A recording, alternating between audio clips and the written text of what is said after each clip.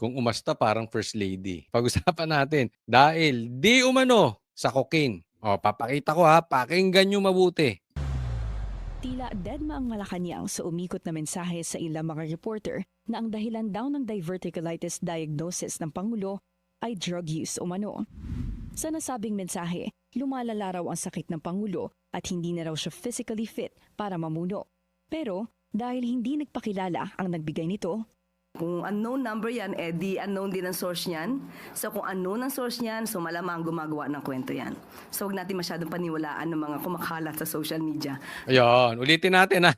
Ulitin natin. Ang tanong, dahil ba sa cocaine, kaya may sakit na tawagin na lang nating diversionatics. Diversion. Mahilig kasi sa diversion. Ang tawag ko dyan? Diversionitis. O yan, diversionitis. O, kaya ba malala ang sakit ni Bongbong Marcos dahil sa cocaine? At malubhan na siya. Tingnan nyo po ang sagot ni ulitin natin itong si Claire Castro. Diverticulitis diagnosis ng Pangulo ay drug use umano.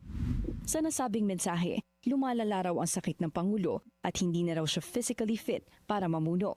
Pero dahil hindi nagpakilala ang nagbigay nito, kung unknown number yan, di unknown din ang source niyan. Tanong, totoo ba na dahil sa cocaine? Sagot, di ko unknown number yan, di unknown din ang source. So kung unknown ang source niyan, so malamang gumagawa ng kwento yan. So gumagawa lang ng kwento. So huwag natin masyadong paniwalaan ng mga kumakalat sa social media nang walang hindi verified at walang ibang source. Ang dali namang itanggi. Hindi dahil sa cocaine kaya malubha ang sakit ni Bongbong Marcos. Pwede naman ganun. Or pwede niya rin sabihin para ligtas si Bongbong Marcos, hindi po nagko-cocaine si Bongbong Marcos. Kasi, eto yan. Baka mamaya mamatay si Bongbong Marcos tapos madiscover dahil sa cocaine, wala siyang lusot. Ako, tingin ko talaga dito humahanap na ng exit point. Meron siya pwedeng sabihin. Alam mo, ni-research ko yan Delikado raw. Posible daw Ito tingnan natin Posible, talagang ano pa yan, ginipiti ko yan, posible. Posible na ang cause ng sakit ni Bongbong Marcos ay dahil sa cocaine. Ito sabi, wait. Ang paggamit ng cocaine ay maaaring maging sanhi ng seryosong problema sa bituka na madalas mapagkamalang diversionitis dahil sa pagkakapareho ng sintomas gaya ng matinding sakit sa tiyan. Narito ang mga epekto ng cocaine sa bituka. Ano nyo na lang, i-search nyo na lang. Pero may pagkakaparehas. At ang balita nga natin, ito, balita to yung sinabi namang nagbabalik-balikan sa ospital, kikita nyo naman, hindi pa nakakapagtrabaho. Diba? Puro lang siya na video release o walang live. So, yung mga binabanggit natin, nagtutugma-tugma. Ang balita rito, malubha to. Hindi ko naman sinabing mamamatay na agad-agad. Diba? Kahit naman yung na-stroke, nakakaligtas pa. Yung may cancer nga na si Boying, lumalakad pa. Pero, malubha yun. Hindi rin biro yun. Ilang araw na rin nagtatanong ang media kung ilalabas ba ang medical bulletin ng Pangulo. Pero wala raw nakikitang dahilan ang Malacanang para i-release ito. Ang Pangulo na raw mismo ang nagsabi na hindi seryoso ang kanyang kalagayan. Absent kanina for the third consecutive. Tingnan mo, maglalabas ng bulletin. Hindi raw na kailangan dahil okay na siya. Hindi.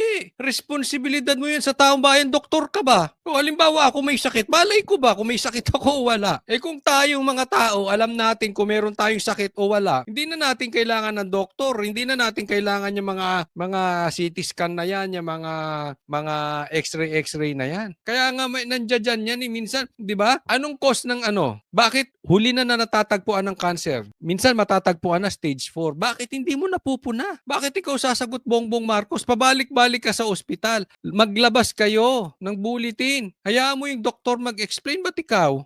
Time si PBBM sa unang presidential engagement niya sa loob lang ng palasyo. Represented ulit siya ni Executive Secretary Ralph Recto Naku, sa delikado. Paglingkod Bayan. Isipin mo kung ang magti-take over. Absent si Bongbong Marcos. Sinong ipinadala? Si Recto, pambihira. Batman. Ito, serious to serious to. Nakikita natin kung paano nila itanggi kung may masakit ay may malubhang sakit si Bongbong Marcos. Kasi ang dali naman ipakita si Bongbong Marcos. Ito si Bongbong Marcos maayos Hindi yung video. Haharap siya sa media. Ano ba naman yung humarap siya sa media, makita, tanong ang mga 3, 5 hanggang 6, 7 tanong. Tapos na.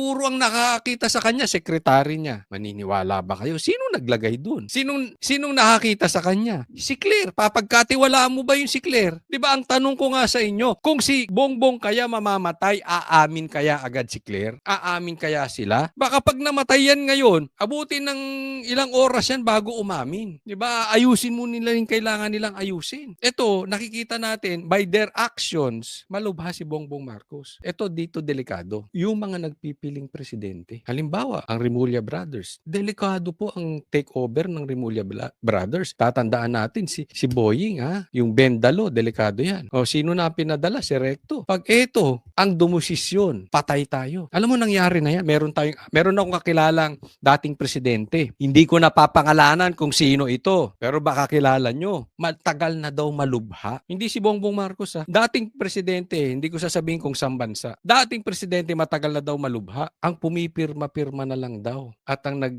yung asawa, ang nagmamanipula. Pero yung lalaki bedridden na. Delikado po yan. Kasi in paper, siya pa rin ang presidente. Pero hindi natin alam. Malay mo si Batman na ang nagmamanipula lahat. Lahat kunwari pinirmahan.